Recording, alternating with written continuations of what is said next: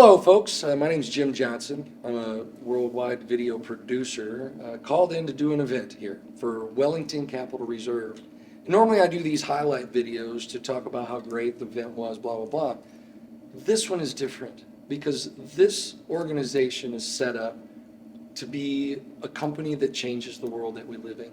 And to me, that means a lot. And I love it. And I loved everything I heard from being behind the camera. Now I'm in front of the camera, and we're going to talk about what this last 3 days were about.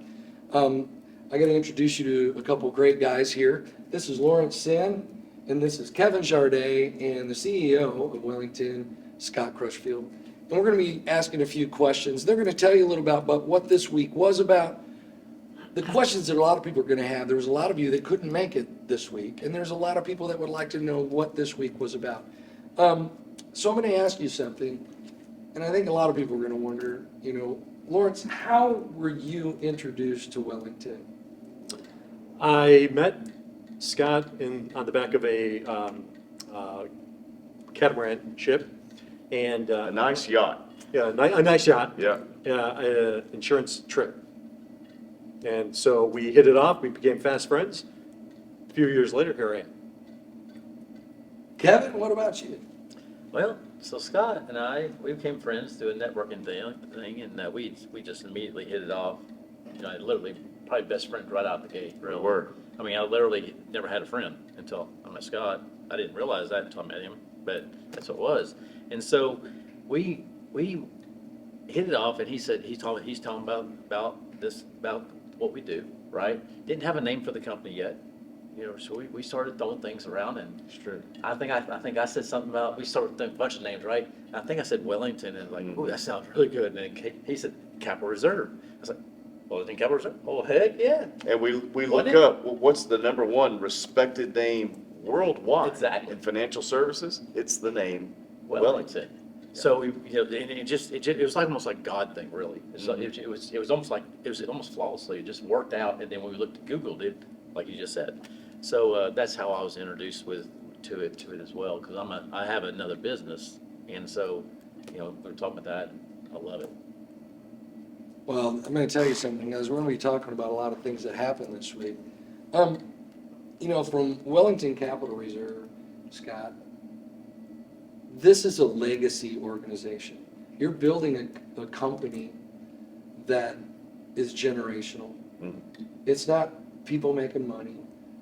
A lot of things that you talked about, I mean, people do make money, but one thing that you said earlier in the week was that, giving up a large part of the commissions to do what's right for the customer, for the client. Mhm. And that's just kind of unheard of in today's world. Everybody's about give, give, give, or take, take, take, not give, give, give. And all I heard was the last 3 days was about give, give, give, give, give. Outgive what you're giving. And I love that. It was amazing. In the last 3 days, I'm going to ask you guys a few questions. But Scott, I want to know your story. Why was it that you started this? You had to see a need. You had to see something. It could have been a God thing, and I'm sure it was a God thing. And God said, hey, this is your purpose. Mhm. Obviously, this is your purpose because you feel it, you project it, you live it, you admit what it is that you're talking about. The whole last 3 days has been about how you feel about this, the purpose. And I do believe that you feel like this is a major purpose that God's called you There's to. no doubt about it. In 2009, Jim, this is how this whole thing began. This is the genesis. 2009, a mutual friend introduced me to a gentleman by the name of R. Nelson Nash. And Nelson is the creator of what we know of today being the infinite banking concept, or IBC. So I met with Nelson, and he asked me two questions. And when at the time, I was pretty successful in the financial services world. I had all kinds of licenses, credentials. I was securities licensed, all these things. So I'm thinking, I'm meeting with this gentleman. Maybe I can help him out a little bit. And so I met with Nelson.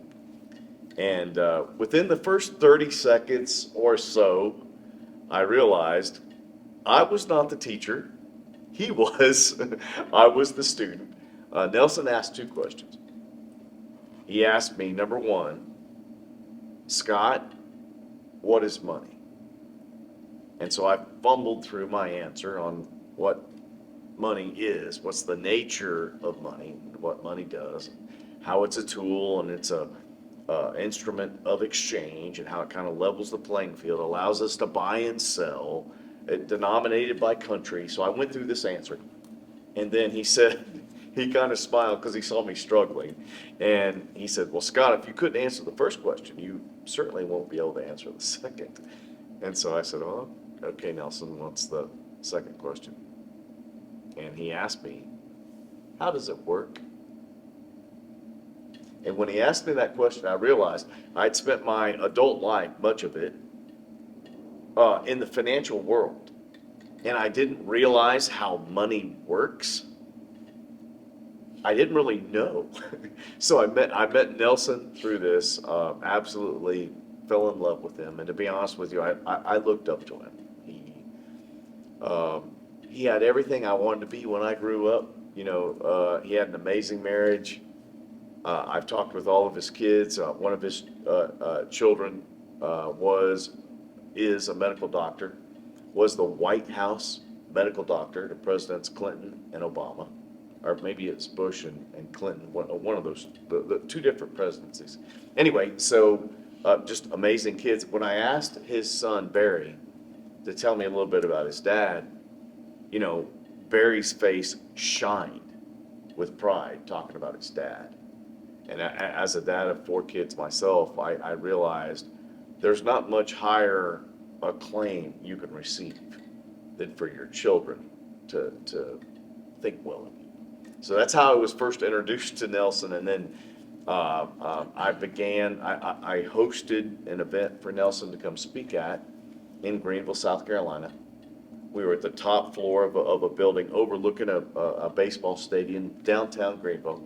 And we had 21 or 22 business owners come into this meeting. And Nelson does what Nelson did, you know, a 10-hour meeting. In fact, the book, we don't have one of the books here, but Becoming Your Own Banker, which was Nelson's flagship product, his book. That book was distilled from a 10-hour seminar that he used to teach. Well, we were blessed to be part of one of his seminars. And so 2 hours on Friday night, 8 hours on Saturday. Of the 21 or 22 business owners that showed up, 17 or 18 of those became clients and had their lives, their businesses transformed by a guy by the name of Nelson Nash. It's a great story. It's a great story. Well, you all were here for 3 days. You saw a lot of speakers. Everyone was captivated. But let me ask you a question. I'll go with you, Lawrence. Give me a couple of your takeaways from the last 3 days. The idea that my role on this earth is to serve people, is to enlighten them that there's a different way to go about your life, to take control of your financial life, but really just to pour into them, is to serve them, and so they can help their friends and family transform their lives. But it's my purpose is to serve them and to help transform their lives financially. The cool thing is that everybody that lives in, we'll say America, but around the world, but in America, the majority of people have a bank. They do business with a bank. So this is no different than that, except for infinite banking is about you being your own bank. Is that correct? Is that a good statement? It's a good statement. Think about it this way, Jim. Most people are accustomed to outsourcing different things in their lives. Just a quick example. Let's say you're cutting your grass, you're landscaping. You may pay a landscaper, $50, $100, something like that, to come in once a month and to landscape, make the bushes look beautiful, the grass, edging, make it look, beautiful. So it affects a very small piece of your personal economy, right? Because you outsourced landscape. Well, think for a second, if you outsourced banking, not landscaping, but banking, okay? What that would look like would mean your check, because banks in the United States and corporations have this, established, that when you get paid, you have to get paid how? By like a direct deposit, right? Most people aren't sending out a check anymore. You get a direct deposit, goes right into your bank account. And so what ends up happening then is that the bank, the public banking system, has 100% control of your cash flow. So not $100 to the landscaper, but thousands of dollars into the public banking system. You and I, Jim, if we follow that path, we've outsourced banking, which is every dollar that we take in. And as you know, when you outsource someone, landscaping, someone coming in to, wash your car, detail your car, there's a fee for that, right? Well, it's a fee on $100 or something small. Imagine the fee on all of your income forever. It's significant. So what we help people to do is what we call secede from that system. So everyone needs to maintain a public bank account for, having a debit card, paying for lunch, things like that. But if it's above $1,000, that's a significant size. So we believe that money should be privatized. That money should be sitting somewhere else to where that money goes to work for you. Money goes to work for you. I love that statement. So, so many of us just think it's just money for us to we've got to work hard to earn money. Right. But when money works for you, that's a different thing. That's life-changing. And it seems like Wellington is all about that. Now, when you have money in a bank account, you pay the bank interest. Now, if you take money out of your account to pay for something, you're no longer earning interest on the money you just took out. That's But right. if you take a loan from yourself, if I'm understanding everything correctly, you're just taking a loan, but the actual dollar amount that you have doesn't change, so you're still drawing interest off that, and you're paying back an insignificant amount of interest from your own bank, which is super cool. That's true, but you mentioned several different things, and maybe Lawrence, you can help us with this, but you mentioned several things there. So if someone chooses to privatize money, the infinite banking concept, what Wellington is a authorized practitioner, our firm does this for clients across the country. And by the way, as an aside, that means there's a consumer advocacy group that protects, watches out for our clients. In other words, we readily, enthusiastically acknowledge we are living by a code of conduct that makes us a fiduciary. We put the client's needs first. So then back to your comment and your question. So when it comes to banking, there are two places you can keep money. You can keep it in the public banking system. It's regulated by this congressional law called Dodd-Frank. We can talk about that later if you like. Then there's privatized banking. That's held inside of insurance carriers. Only 7 of them, a particular structure, and those 7 companies warehouse that money for the client. What they do for them, Jim, is, I don't know what you make on, don't mention the bank's name, but how much does your bank pay you in interest when you open a checking account? Couple percent. 0.5%, Yeah. 1%? Very low, very low. Sometimes 0, right? Insignificant. Yeah, not much. Well, with our system, we have a guarantee that we pay our clients 3.25 or 3.5. That's the guarantee, right? It'll always be that, which is pretty good for a bank, right? But then on top of that, we have non-guaranteed annual dividends that are declared. Those are normally about 5%. So if you add those two together, you've got a pretty nice accumulation system, right?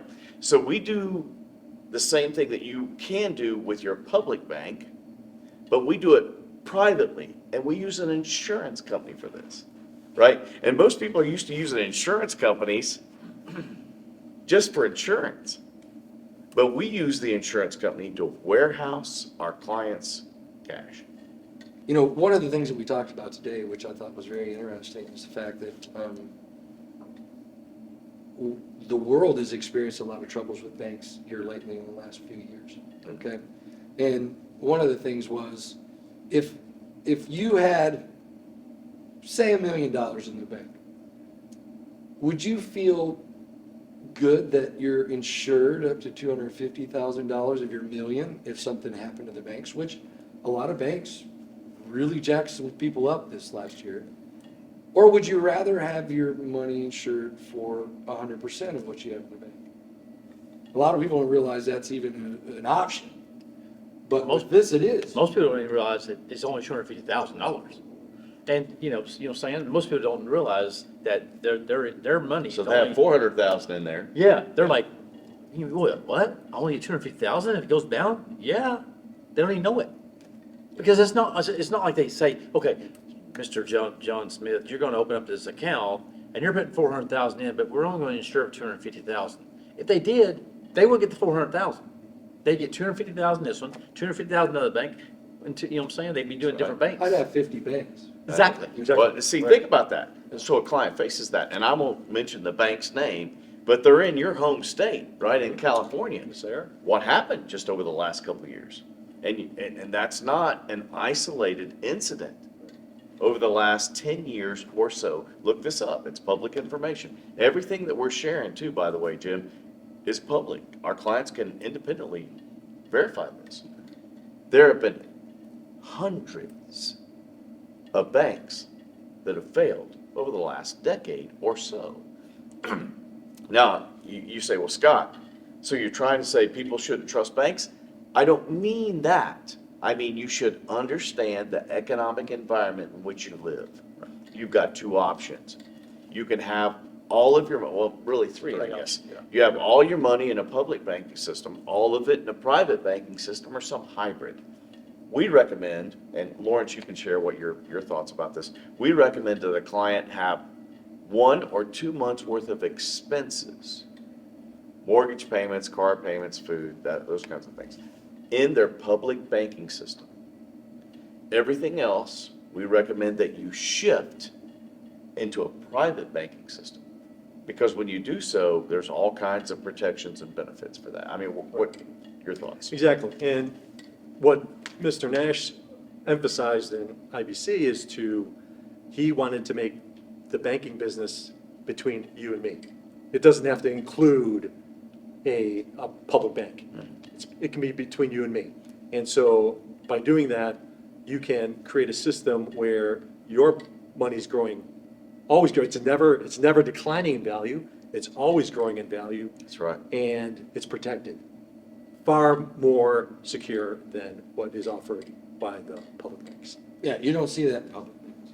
No. There's another thing a guy said today. He said that he paid cash for a Corvette. Mm-hmm.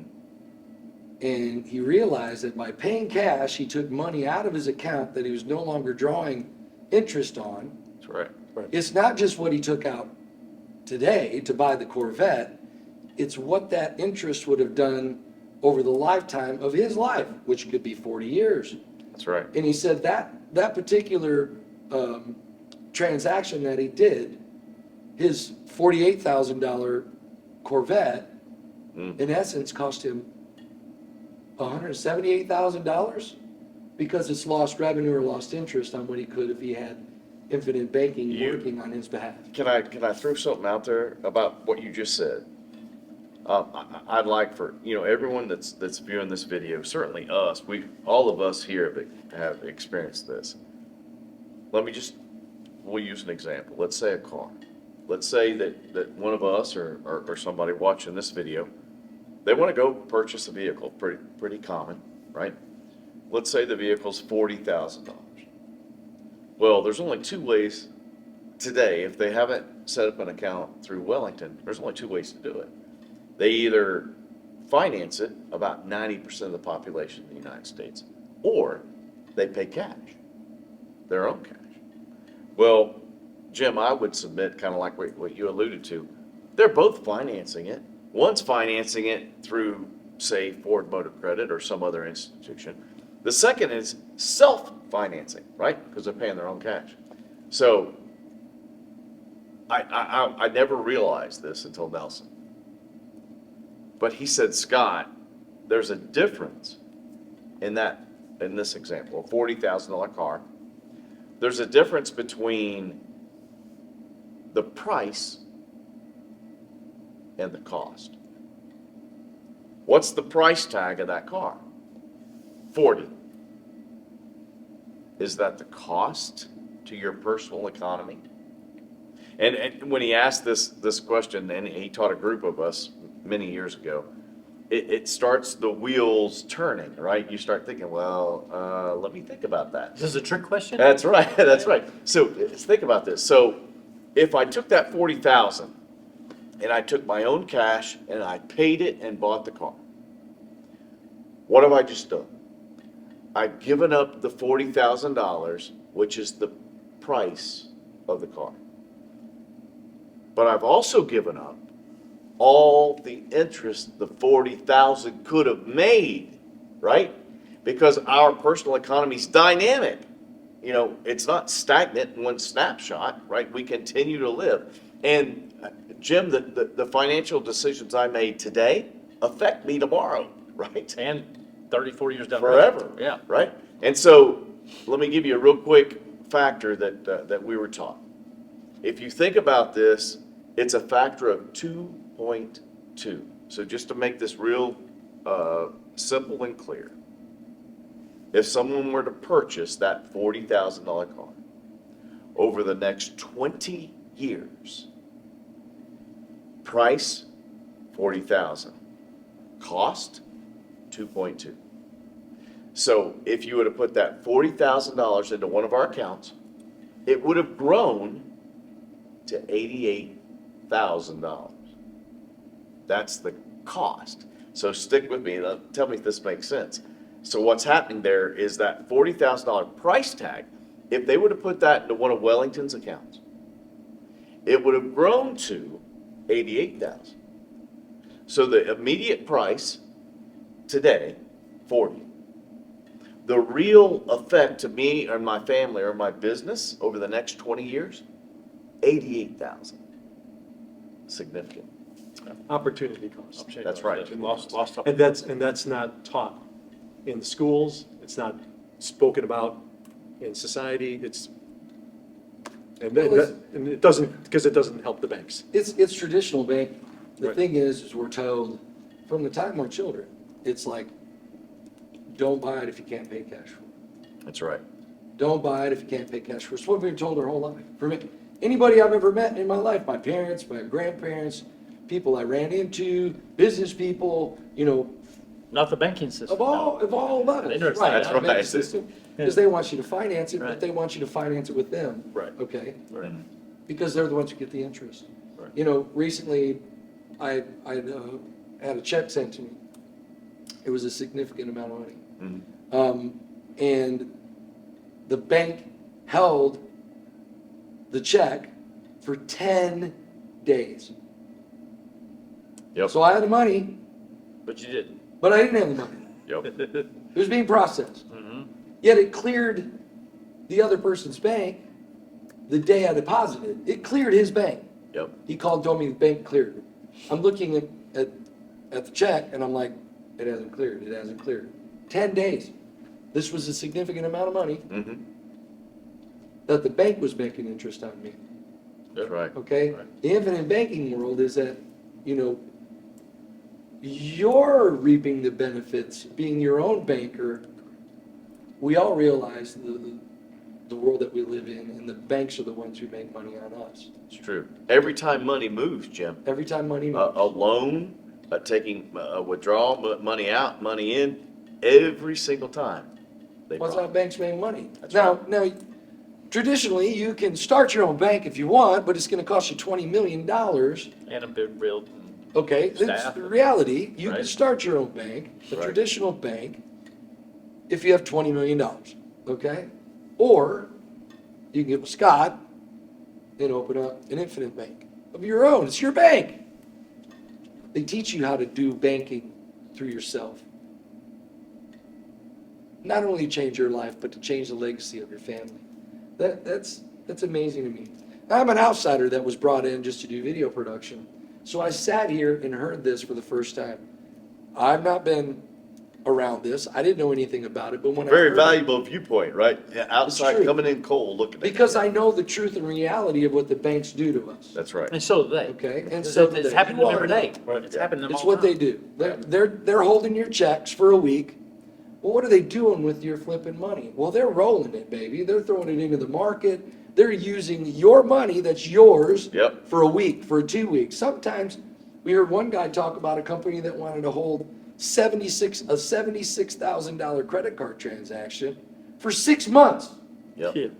For 6 months. That's great. They were gonna hold his $76,000 in business for 6 months before they allowed him to actually use. All his because $76,000. they didn't approve or understand the. Understand his business Understand his model. business model, Well, yeah. they said they didn't agree with his. Yeah, Yeah. it was worse. Yeah. That's right. Agreed. They didn't agree with it. And I And like think what his about the statement- arrogance of that. And you know what they've done there, Jim? That individual took their financial security and transferred it, gave it to the banking system. Think about that. They Well, it's because gave up security, We right? think it's the only way to do business.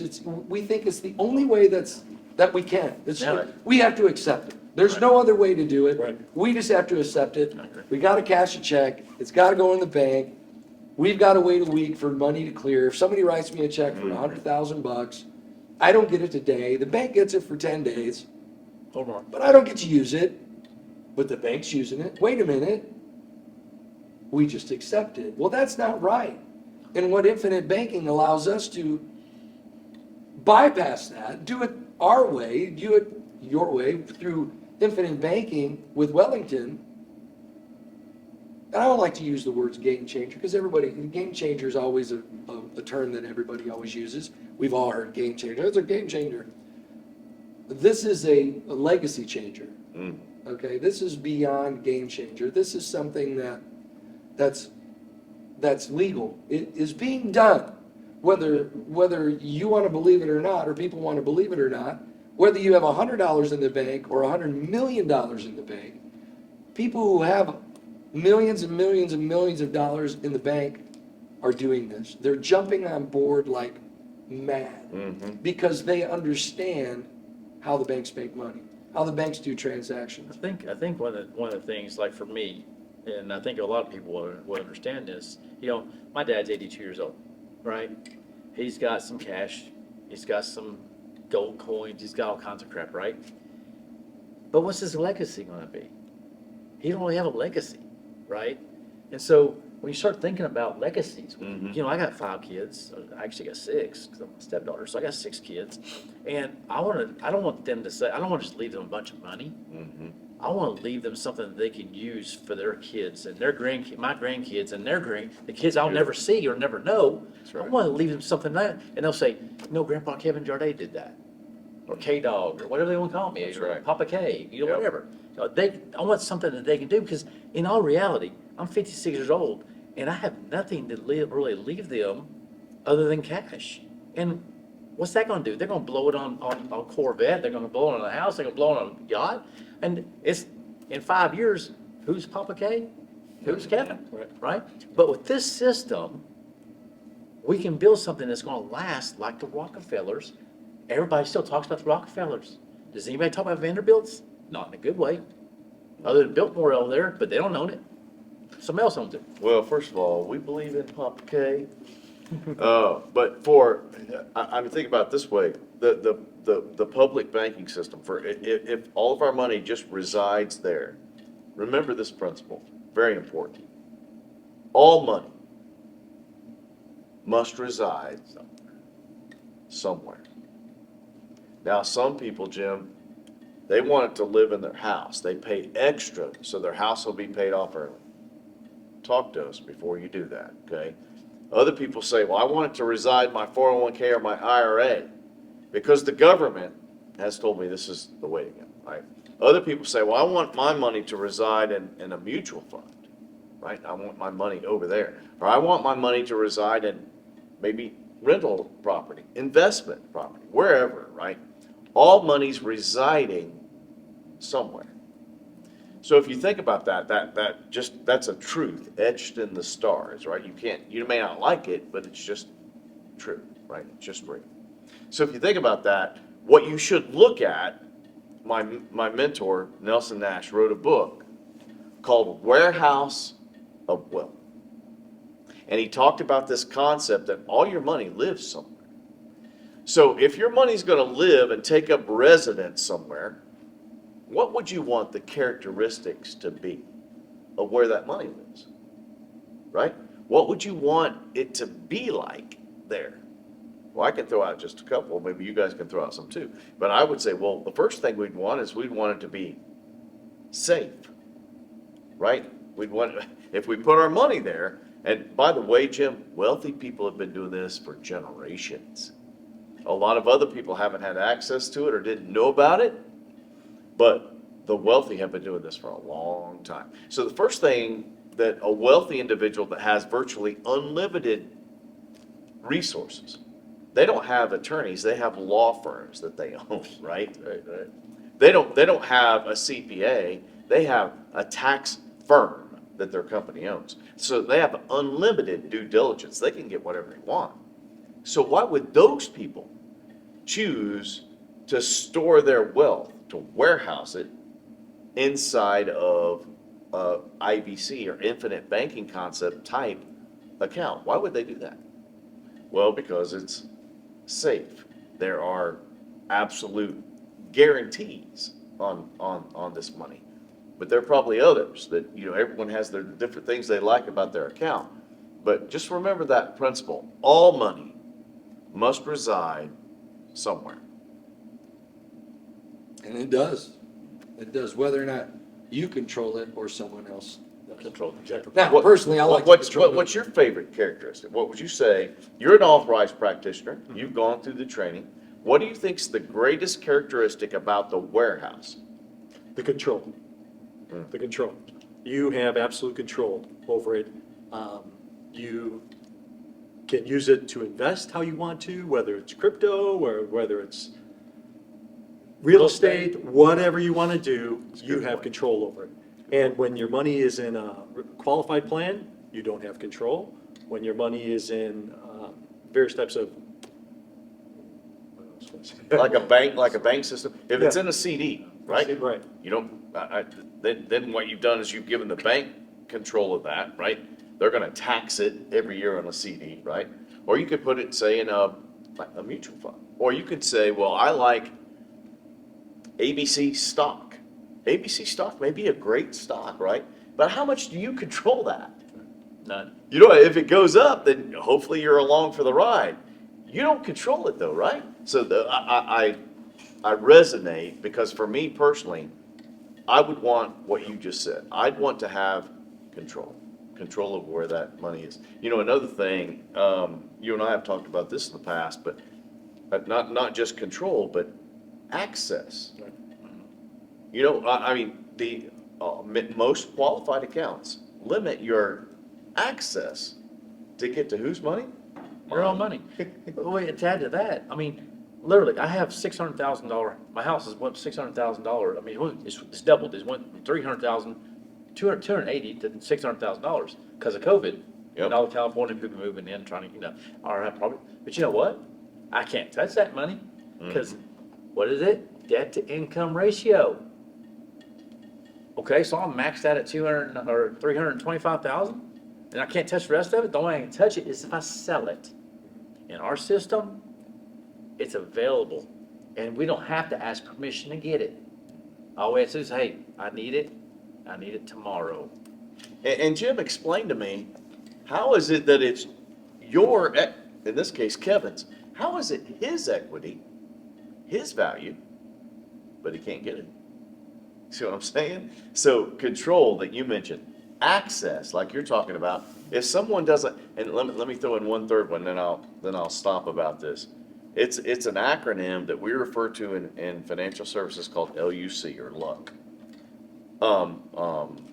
Liquidity, right? As something being liquid, uninterrupted compounding, and control. So is it liquid? Can I immediately turn it into cash? You know, I've had people say, well, Scott, my real estate's liquid. No, it's not. For it to be liquid, you've got to find some way to turn it into cash, right? Well, Scott, my 401k is liquid. Okay, but do you know what you have to pay in fees and taxes to make it liquid, right? For us, have you ever thought about this? Our clients don't pay 1 penny to make their account liquid. It's immediately liquid. No penalties, no taxes. So think about that acronym, Jim. Think about LUC, or LUC. Liquidity, uninterrupted compounding, and control. Yeah. Those are big, and, you know, we've talked a lot about large numbers, but this is something that's opened up to the majority of people. You don't have to have millions of dollars That's true. to be part of this. You owe it to yourself to really look into this, to speak to one of these guys. If you're seeing this video and you don't know that much about this organization, you owe it to yourself to do a deep dive into this. Whether you have $10,000, $100,000 to start a bank account with this company, you owe it to yourself, you owe it to your family, you owe it to your legacy. We've talked about a lot of things tonight. The week has been a whirlwind, really, because my mind is racing like a million miles an hour. Can I just insert and ask a question? Because you for the first time came in and observed, right? Never heard it before. Yeah. So as someone, you're extraordinarily successful, a professional business owner, entrepreneur. So for you, for the first time coming in from the outside and looking at what's happened, what do you think? Well, you know, you always wonder what's obtainable. You know, I don't like the system. I'm not a system follower guy. I'm an opportunity. I like opportunity because I think hard work, if you work hard, you deserve to get paid. Sure. But it's, when you look at the traditional system, because that's what we're taught our whole life, we don't know what we don't know. Mm-hmm. I refer to the Bible. The Bible says, my people die for lack of knowledge. Mm-hmm. Well, that's exactly what this was. That's good. This is lack of knowledge. And this is something that the world can take on. This isn't something for a select few people. This is pretty much for everybody. If you look into it, you can see that this is for you. If you own a home, if you don't own a home, if you have a bank account, if you have a job, and you're putting money in the bank, this is something for you. Don't count yourself out. This is open to anybody, really. It is. And then the big thing is, one other thing is, you know, how many people, friends, have died? I mean, I'm 56. I mean, Jim's not much younger than I. I mean, I'm we're all- 30. I'm 31. You're 31, you're 26. Yeah. I mean, but how many of our friends have died, you know, and all of a sudden, and then their families have nothing because people like myself have procrastinated and said, you know what, I don't want to spend an extra blank on a life insurance policy. That's true. Well, we're talking about banking, right? But we're using life insurance to do it. Mm-hmm. So the life insurance is just a bonus, but the bonus comes Well, with. you mean your public bank doesn't give you a huge life insurance policy? Right? No, I mean, heck, I don't get nothing but I don't get nothing but Just real. charged Yeah. fees for anything, you know? You're investing in an insurance policy that's owned by somebody.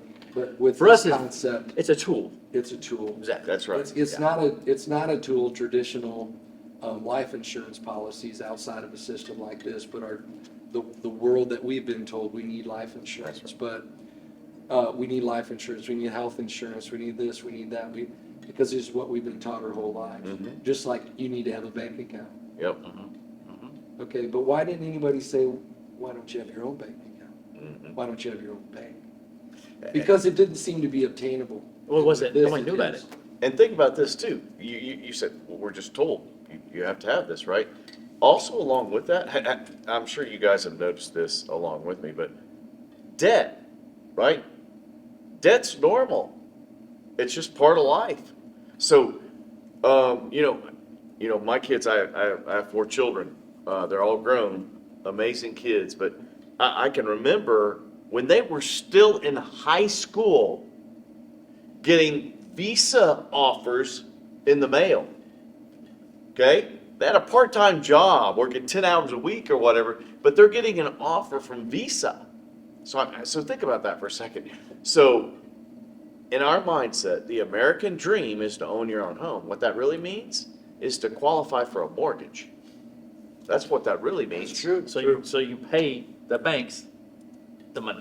Think about Right. it. And so, the average person in the United States, my dad is about, a year and a half or 2 years old, but if a major appliance were to break in their home, let's say their refrigerator goes out, I don't know, $1,500, $2,000, let's say. 83% of the population could not go replace their refrigerator. Think about that. Especially without going in debt. Yeah, think about that. Right. So we live right on the brink, Jim. I mean, now some other countries are not that way. A lot of Asian countries, especially Japan, they have a higher savings rate. In America, we don't have that. We live on the bubble, right? So if we make $1, we spend $1 and a dime. It's insane. So everything is fine as long as everything is perfect. But you let one little bump of the road happen, and it wrecks people financially. Right. They can't even afford to buy the refrigerator. They can't afford to do those things, right? So I mean, I think it's insanity. What our parents, I'll say this, and then I'll stop. But if you were to look back to probably your grandparents, maybe your parents, but certainly your grandparents, you know what they would have said? They would have said, if you make $1, you live on 80 cents. You give 10 cents where? Church. To God, right? You have 10 cents play money or whatever, you set that aside in savings. You live off of 80%, and it's responsible, right? We don't do that today. And savings is minimized because we don't have a high enough rate of return. Jim, we are so addicted to we haven't been responsible, so we got to catch up.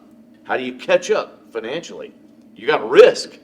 I got to 7 come 11. I got to go to Vegas.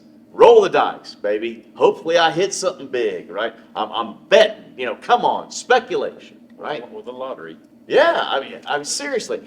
Before the early 1900s, 1920s, 1930s, there was no such thing as Wall Street. People saved money. You know the number one place where they save money? Life insurance contracts. Whole life insurance.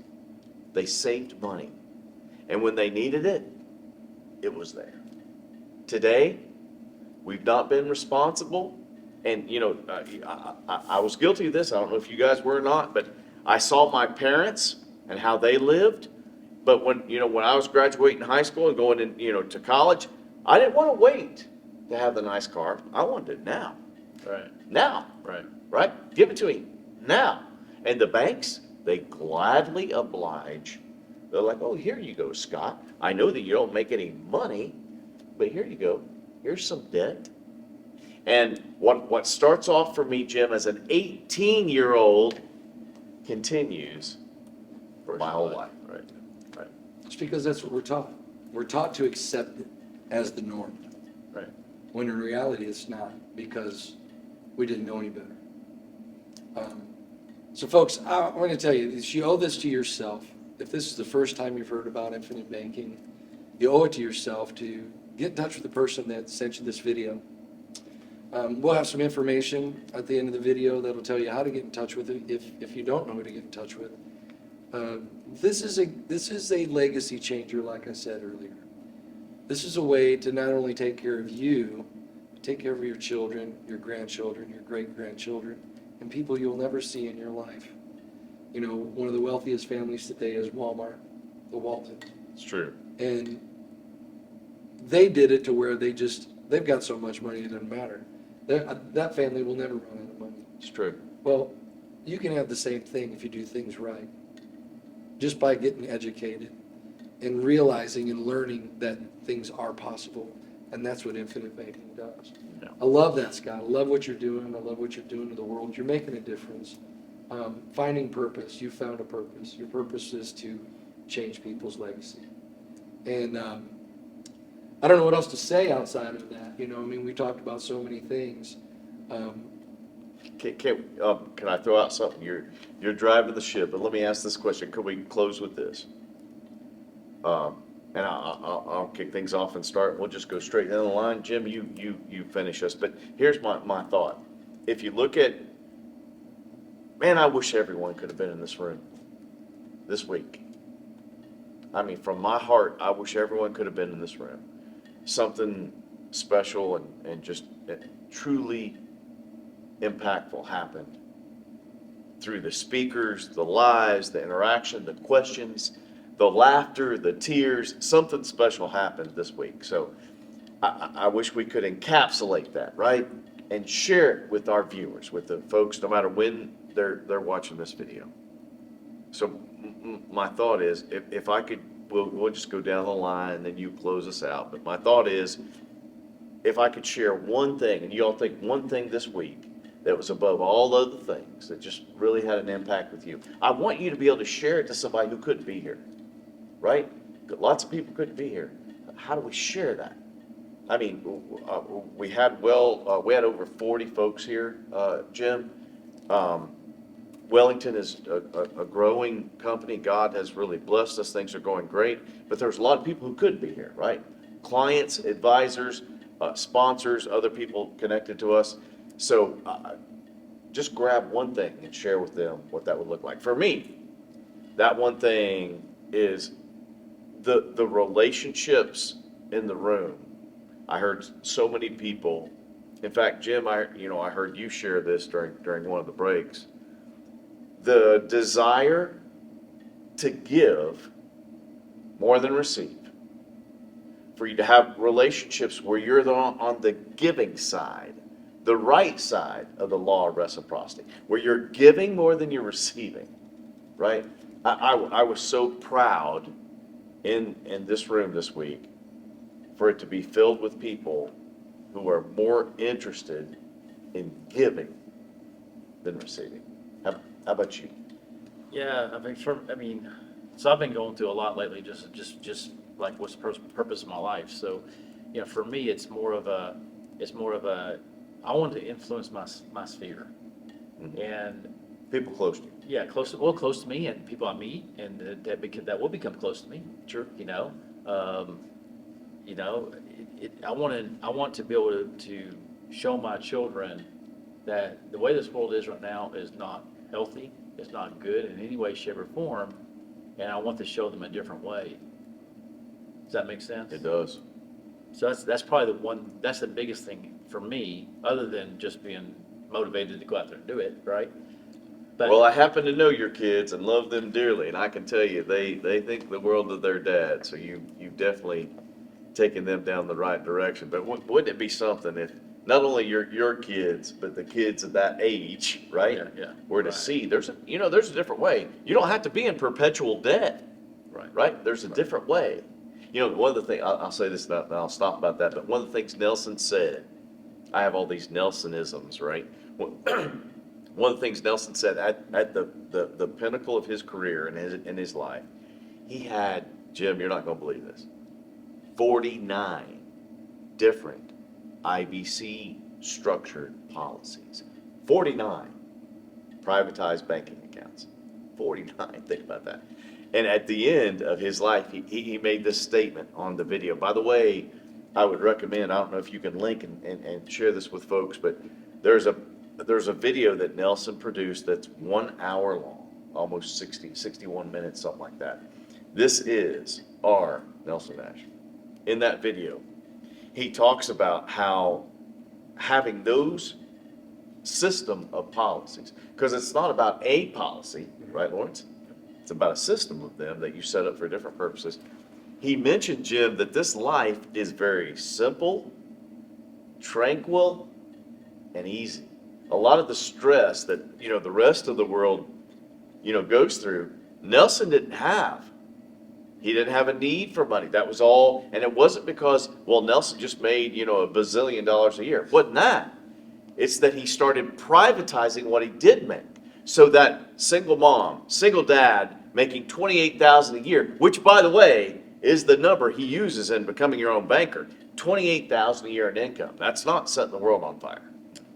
But he uses that person to show them, if you begin setting this money systematically aside, moving it to warehouse, right, Lawrence, out of the public banking system, Dodd-Frank regulated, exposed, look up Dodd-Frank, trust me. Moving it out of that exposed, vulnerable place, taxable place, into the privatized banking network, just by the fact that you changed the address of your existing money, solidifies your financial life and makes you simple, tranquil, serene, secure. For me, I think it breaks down to 3 words: serve, educate, and transform. Serve my clients and my friends and family. Be a servant for them. Educate them. This is new stuff that they don't really understand. I need to educate them. And then really, in the process, we'll transform families, and hopefully this country. You know, we're all together building that 10%. And we need to follow Nelson's goal, build 10%. Good. That's what I need to do. From my standpoint, coming in and not really knowing anything, I know I owe it to myself and I owe it to my family to learn, to expose myself, to open up my mind to something I've never seen before. But the caliber of people that were in this room, you have to look at things, you know, we all grow up in a world where it's like, should I, shouldn't I, you know, and we look for flags.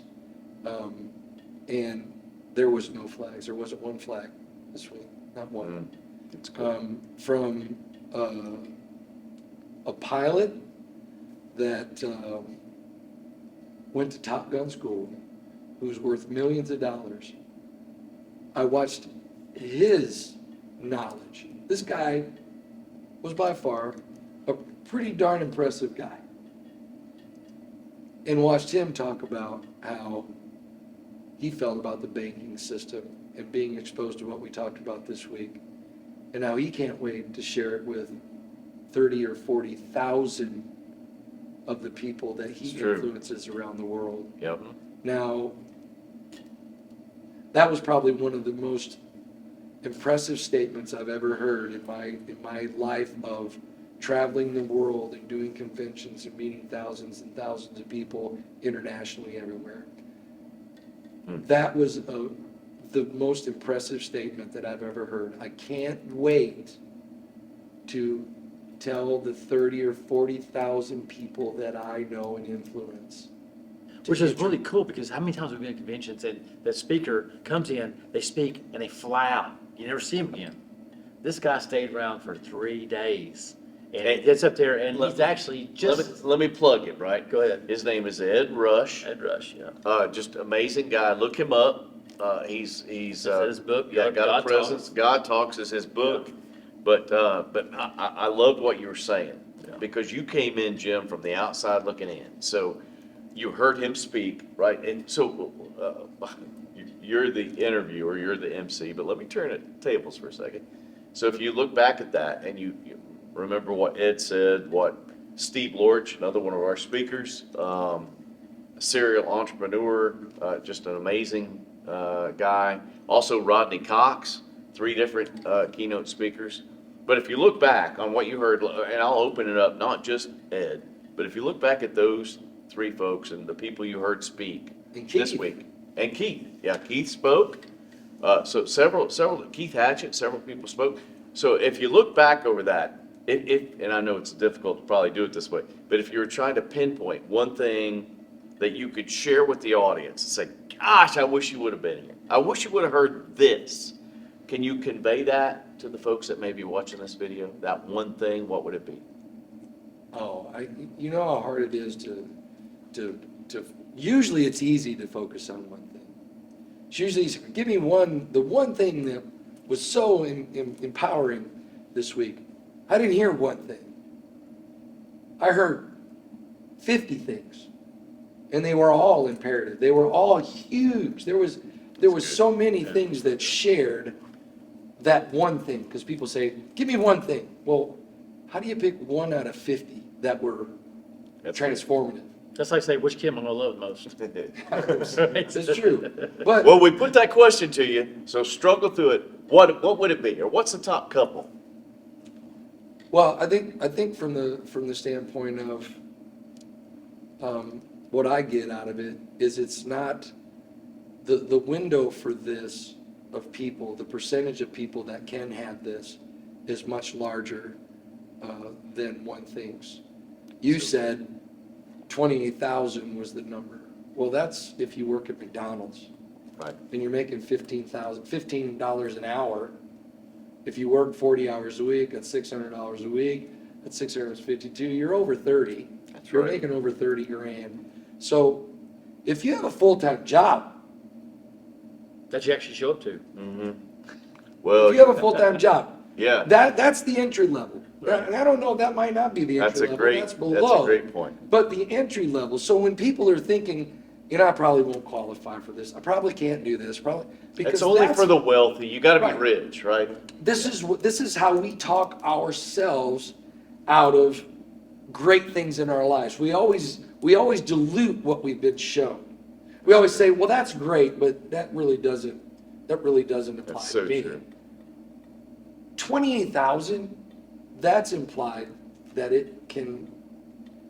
it's for the majority, not the minority. No doubt. It's for the majority, not the minority. That means that if you have a regular job, that means that you can be part of this system, That's right. okay? You're already in relationships with companies that have been around for 130 years. When you talk about insurance companies, a few of those guys spoke this week. Yep. This isn't some newfangled, new age idea that's just come out of the woodwork. Like you said, people of great wealth have been doing this for generations. Mm-hmm.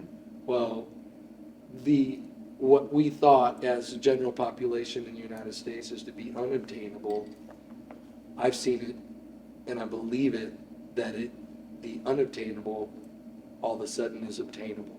That's good. That's what infinite banking is. That's what Wellington is. That's what you're bringing to the general population. And get in touch with this. Check it out. Contact someone who's involved in this company, because you can change your legacy. All you got to do is reach out and make a contact. That's what it is. And that's the genius of Nelson Nash. It's a genius. That's his genius. That's right. He's a giant. Oh, Yeah, Nelson didn't exclude anybody. No. It was a big tent. Right. So, Kevin, thank you so much. You've been, my best friend for a long time. You believed in Wellington. You believed in me when no one else did. So thank you for your friendship. Thank you for your vision. And, man, this guy has a heart for people. And I think he knows everybody in Tennessee. So I appreciate you and what you mean to me. And Lawrence was our first, Jim, I don't know if you know this, Lawrence was our first authorized practitioner as part of Wellington outside of myself. So he made the effort, right, Lawrence? It's work. It's work to become an authorized practitioner. He did it. And so you and Josephine and what you guys do, I appreciate you very much. Can't wait to see what happens with you guys. And Jim, for you to give up your time. And, I know everybody wants a piece of Jim Johnson and what you do. And so for you to spend a week with us, from my heart to yours, my brother, I appreciate it. Thank you for doing that. And whatever, I know the kind of fiber you're made of, and anything that you're involved in, I can tell you Wellington would love to be a supporter of what you do. So thank you for taking that time, and thank you for hosting this panel. Hey, I feel honored to have been invited to come and be the video guy for your event. It's about relationship. It is. This whole room was filled with relationship. From Mark Knight, Yeah. your I guess #1 guy. I would Oh, say. he is, yeah. He's the one who- Our executive Everything- director, Mark everything Knight's done a goes through great Mark job. Knight. Yeah, yeah. And Can we recognize Chris Pruitt also? oh, absolutely. Chris Pruitt's our retirement income certified professional, RICP. He's also an enrolled agent. So if you're watching this video and you would love to have somebody that understands the tax code and how to actively help you, but also, it's a very unique blend, also understands infinite banking, that's Chris Pruitt. Yeah. Right. He's a great guy. And Renee Clark stepping on to be our newest staff member, our certified financial officer, chief financial officer. She's the one that runs the checkbook, the important one with Wellington, and so many others. We have staff members that support us. So just so proud to be part of an amazing team.